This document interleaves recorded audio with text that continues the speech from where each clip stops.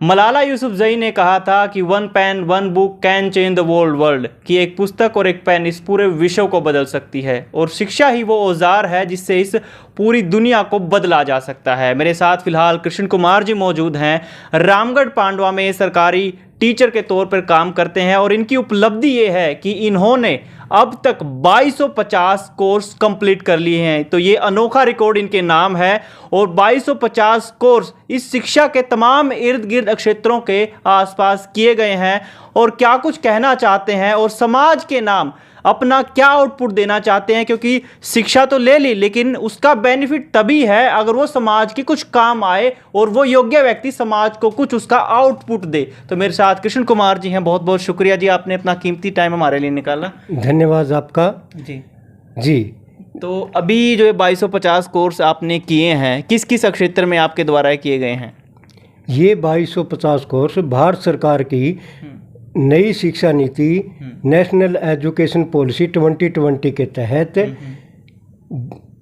भारत सरकार ने ये महसूस किया, ये देखा कि हमारे बच्चे सरकारी स्कूलों की बजाय प्राइवेट स्कूलों में ज़्यादा रुझान है, तो उनको सरकारी स्कूलों में कैसे लाया जाए, शिक्षा में क्या नए परिवर्तन किए जाएं। तो इसको मद्देनज़र रखते हुए भारत सरकार ने नई शिक्षा नीति लागू की।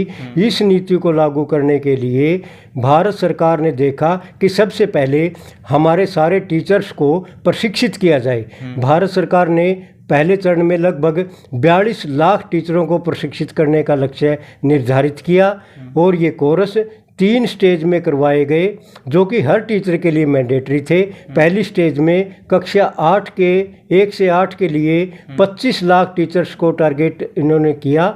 तो कुल मिला के पहले स्टेज पे 18 कोर्स, 18 मॉड्यूल कह लीजिए, वो जारी हुए हर टीचर के लिए।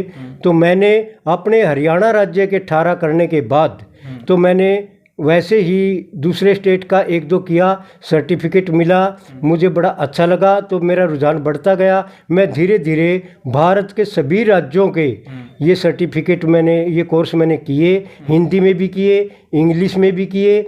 मेरी को पंजाबी एडिशनल मैंने मैट्रिक तक किया है, थोड़ा ज्ञान है मुझे, मैंने पंजाबी में भी किए। मैं थोड़ी बहुत भाषा गुजराती को पढ़ सकता हूँ, मैंने ये कोर्स गुजराती में भी किए हैं। ये 4-5 भाषाओं में मैंने ऑल इंडिया के लगभग 25 राज्य, 8 केंद्र शासित प्रदेश और 10 उच्च संगठनों के कोर्स, कुल मिला के ये 2250 कोर्स मेरे कवर हो जाते हैं, जिनके सर्टिफिकेट भी मेरे पास हैं जी। तो जो ये कोर्स है 2250 किस किस फील्ड में है, या फिर तमाम शैक्षिक गतिविधियों के अंतर्गत ये किए गए हैं कि अलग अलग टीचिंग मेथड टीचर्स को ट्रेनिंग करने के दौरान जो सिखाए जाते हैं, या वही चीज़ है इनके अंदर?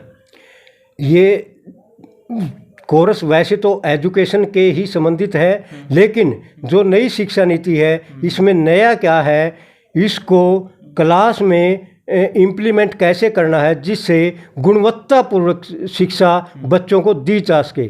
इसमें सारा का सारा फोकस बच्चों पे ही किया गया है। वे शिक्षा पे सुधार किस रूप में किया जाए, ज़्यादा से ज़्यादा बच्चों को गुणवत्तापूर्ण शिक्षा दी जाए। इसी को मद्देनज़र रखते हुए भारत सरकार ने टीचर्स के पहले ये प्रशिक्षित किया जाना ज़रूरी समझा और ये सभी के लिए मैंडेटरी थे, सारे भारत के लिए।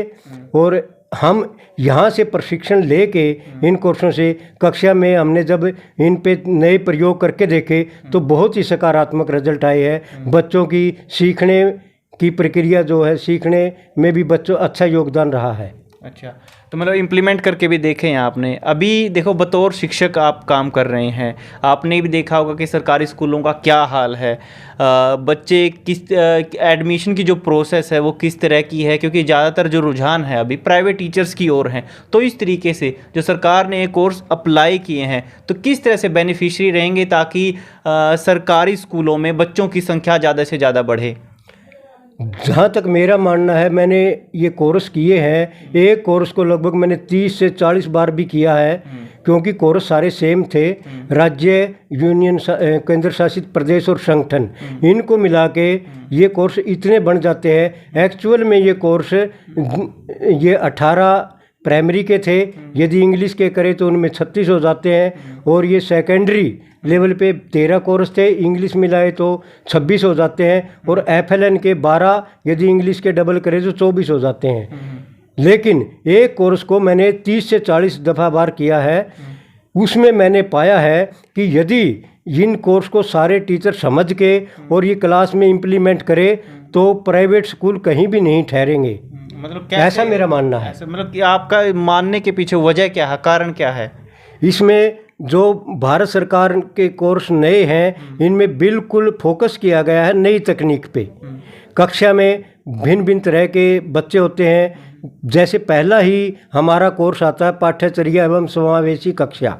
इसमें हम अपने कार्यक्रम को किस तरह इम्प्लीमेंट करें और समावेशी किस तरह बच्चों को आपस में समावेश करें। वहाँ पर कमज़ोर बच्चे भी होते हैं, वहाँ पर होशियार बच्चे भी होते हैं। हम किसी के साथ अनदेखी नहीं कर सकते, ना तो कमज़ोर बच्चे को पीछे छोड़ सकते और ना होशियार बच्चे को डाउन कर सकते। हमने उनको भी उसी तरह से काम करवाना है और कमज़ोर को कैसे ऊपर उठाना है, ये नई शिक्षा नीति में, नई कोर्सेज में बताया गया है। जी, तो पहले जब आप समावेशी शिक्षा की आपने बात की, क्या पहले वो चीज़ नहीं थी या पहले वो चीज़ नहीं हो रही थी स्कूलों में?